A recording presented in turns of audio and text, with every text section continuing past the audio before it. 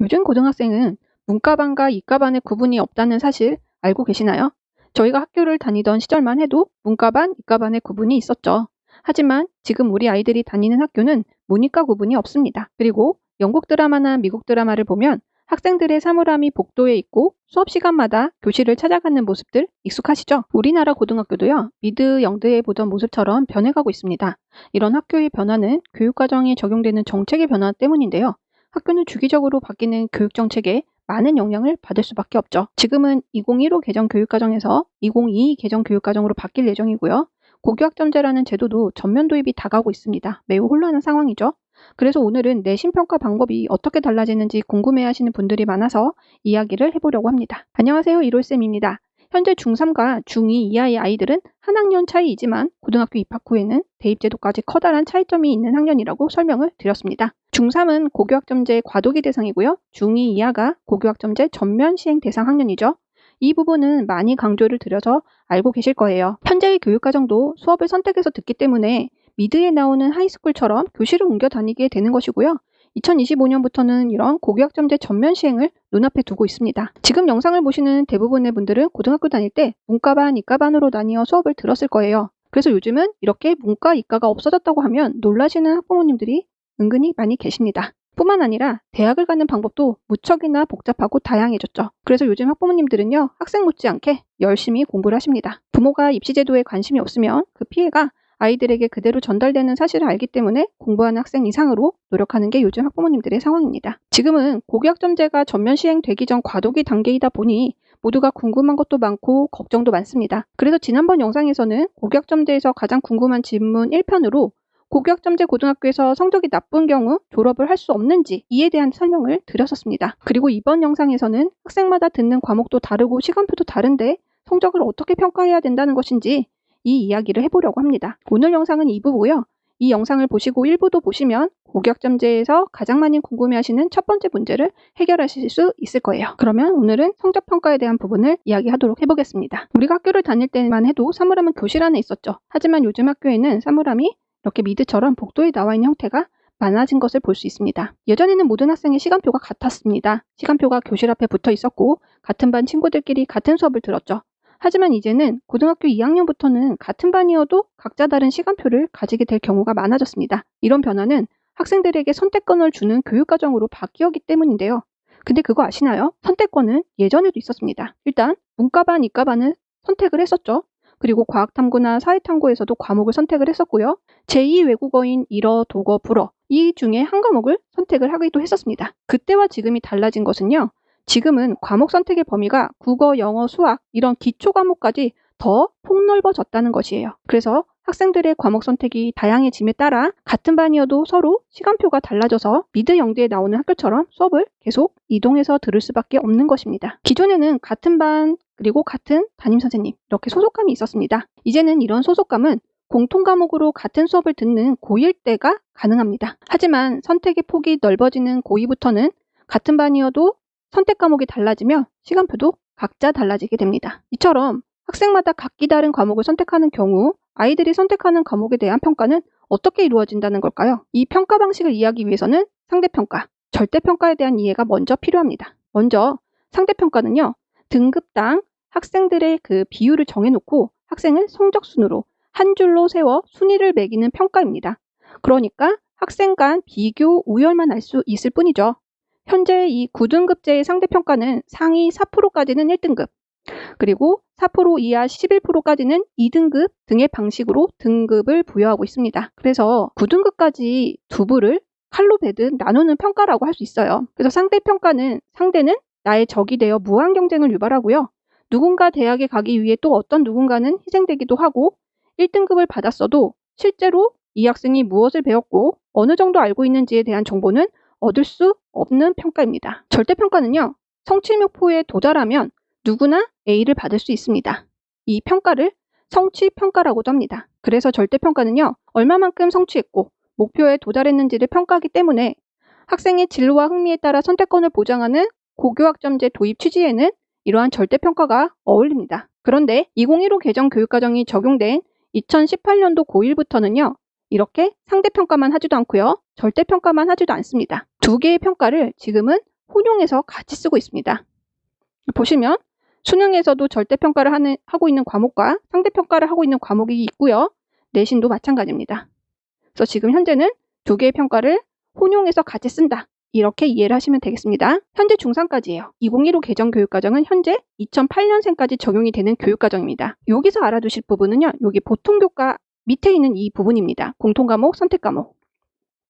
이 부분을 좀 자세히 볼게요. 1학년이 배우는 과목은 공통과목입니다. 이 공통과목은요. 상대평가를 해요. 상대평가를 하면 뭐가 나온다고요? 등급이 나온다는 거죠. 네, 9등급제로 상대평가를 하기 때문에 등급이 나온답니다. 그리고 2학년이 돼서 선택할 수 있는 과목들은 일반 선택과 진로 선택 과목 이렇게 두 가지 선택 과목들이 있는데 이 중에 일반 선택 과목은 1학년의 공통 과목처럼 상대평가를 합니다. 그러니까 당연히 등급이 나오겠죠. 하지만 진로 선택 과목은 절대평가를 합니다. 그래서 등급이 나오지 않습니다. A, B, C라는 성취도 중에 하나가 나올 뿐이죠. 즉 2학년부터는 일반 선택 과목만 등급이 나오는 상대평가고 진로 선택 과목은 등급이 나오지 않는 절대평가를 한다. 이 부분을 기억을 해주시면 좋을 것 같아요. 여기는 누구까지 해당이 된다고요? 현재 중3, 2008년생까지 적용이 됩니다. 그러면 2009년생 이하는 어느 교육과정에 적용이 되느냐? 바로 2022 개정 교육과정이에요. 어떤 점이 달라지느냐면요. 아까 2015 개정 교육과정에서 선택 과목의 종류가 일반 선택, 진로 선택 과목이 두 가지였죠. 그랬던 것이 융합 선택 과목이라는 선택 과목 하나가 더 늘어납니다. 그래서 과목의 선택 범위가 더 넓어졌고 교과목의 재구조화가 되었다라는 것이 2022 개정 교육과정의 특징이에요. 그러면 평가 방식은 어떻게 이루어지느냐? 다시 한번 볼게요. 아까 우리 2015 개정 교육과정에서 공통 과목은 상대평가를 했죠? 네, 2022 개정 교육과정도 똑같이 공통 과목은 상대평가를 합니다. 즉 등급이 나온다는 얘기입니다. 그러면 선택 과목에서는 어떤 차이가 있느냐? 알까? 일반 선택 과목은 상대평가를 한다 그랬죠? 그리고 진로 선택 과목은 절대평가를 한다 그랬습니다. 하지만 우리 2009년생 이하부터는요. 선택 과목은 모두 절대평가를 합니다. 이 부분을 기억을 하셔야 돼요. 그래서 2009년생 이하부터는 모든 선택 과목이 절대평가를 하기 때문에 선택하는 모든 과목들은 어때요? 등급이 나오지 않는다는 이야기예요. 헷갈리시죠, 여러분? 한 가지만 기억하시면 됩니다. 2025년 고교학점제가 전면 시행되면 2009년생의 아이들부터는 고등학교에 가서 이렇게 선택이란 단어가 들어간 모든 과목들은 절대평가를 한다는 거예요. 절대평가. 즉, 표에서 보시는 것처럼 일반 선택, 융합 선택, 진로 선택 모두가 선택이 들어가 있죠. 이렇게 선택이 들어가 있는 이런 과목들은 모두가 절대평가를 한다. 그래서 등급이 나오지 않는다. 이것만 이해하시면 되겠습니다. 그래서 핵심은요. 이전에 비해 아무래도 고1 내신의 중요성이 커진다는 거예요. 원래는 고등학교 1학년도요. 절대평가를 하려고 했었습니다. 작년 12월에 이주호 장관님께서 고등학교 내신 2025년부터는 전학년 절대평가를 검토하겠다. 이렇게 이야기를 하시고 결론이 안 났었어요. 그런데 이에 대한 결론이 언제 났느냐? 올해 6월에 났습니다. 공교육 정상화 방안 보도자료, 요 경쟁력 제고 방안이란 보도자료 안에 결론이 난 거예요. 그래서 이것들이 결론이 안 나서 제 책도 원고를 다 써놨다가 6월에 이후 확정이 되고 수정해서 7월 말에 최종 발간을 하게 된 것이고요. 그래서 지금은 이렇게 결정이 났어요. 공통 과목만 지금은 석차 등급이 나온다. 결정이 난 상황이에요. 2009년생 이하들은. 사실은 학생들의 진로와 흥미에 따른 이런 과목 선택을 존중하는 고교학점제 취지로는 상대평가보다는 원래는 3년 내내 절대평가를 하는 것이 사실은 맞습니다. 하지만 이렇게 정부가, 교육부가 고1 내신만 상대평가로 살려둔 것은 전학년 절대평가를 할 경우에는 특목고 자사고에게 너무 유리해지기 때문인 것 같아요. 그래서 지난번 영상에서도 설명드렸지만 고1만 상대평가를 하고 눈으로 보여지는 숫자인 등급이 찍힌다는 것에 대한 부담감은 확실히 커질 수밖에 없습니다. 지금 2008년생까지는요. 일반 선택 과목까지는 어때요? 상대평가를 하기 때문에 등급이 나와요. 그러니까 아이들이 등급을 올릴 수 있는 기회는 고2까지는 있습니다. 하지만 현재 중학교 2학년 이하부터는 선택 과목은 어때요? 모두 절대평가를 하니까 등급이 나오지 않죠. 그러니까 만약에 이런 아이들이 고1 때 아쉬운 내신 등급을 받았다면 등급을 올릴 기회는 사실상 사라지게 된다고 볼 수밖에 없는 것이죠. 그래서 얼마 전에 2028 대입 수능에 공통 과목만 시험을 보겠다라는 뉴스가 한번 나오고요. 이것이 한바탕 시끄러워지자 교육부가 반박 보도를 한 적이 있었습니다. 그렇게 결정된 바 없다. 물론 결정된 바 없는 사실이고 아직은 떠도는 가설 중 하나일 뿐이다. 하지만 여기서 생각해 보아야 할 문제는 공통 과목의 중요성이라는 거예요. 적어도 중3 겨울방학까지는요. 고1 때 배우는 공통 과목 중에 국영수, 주요 과목에 대해서는 일정 부분 어느 정도 선행할 수 있는 친구들은 선행을 하고 준비를 하고 대비를 해서 입학을 해야 합니다. 왜냐? 이건 사실 아이들 멘탈과 좀 관련된 부분이 있어요. 아이들이 중학교 때는 성취도만 이렇게 성적을 받았었죠. 절대평가로. 그러니까 늘 A만 받던 아이들이 갑자기 고1 때 입학을 하고 내신 첫 시험을 치르고 등급이 나왔을 때 내가 생각지도 못한 그런 사실적인 숫자를 보면은 아이들의 멘탈이 많이 흔들립니다. 그리고 지금은 어때요? 고1만 등급이 나오죠. 그런 생각에 엄청 부담스러울 거예요, 아이들이. 따라서 이 첫 내심 시험부터 좀 좌절하지 않도록 미리 대비하는 과정이 견고하게 준비되어야 할 것이라고 저는 좀 생각이 들고요. 그리고 선행보다 앞선 것은 바로 지나온 학년의 학습 결손이 없어야 된다는 겁니다. 특히 수학이에요, 수학. 이 수학은요, 우리가 이 나선형 교육과정이라고 해요.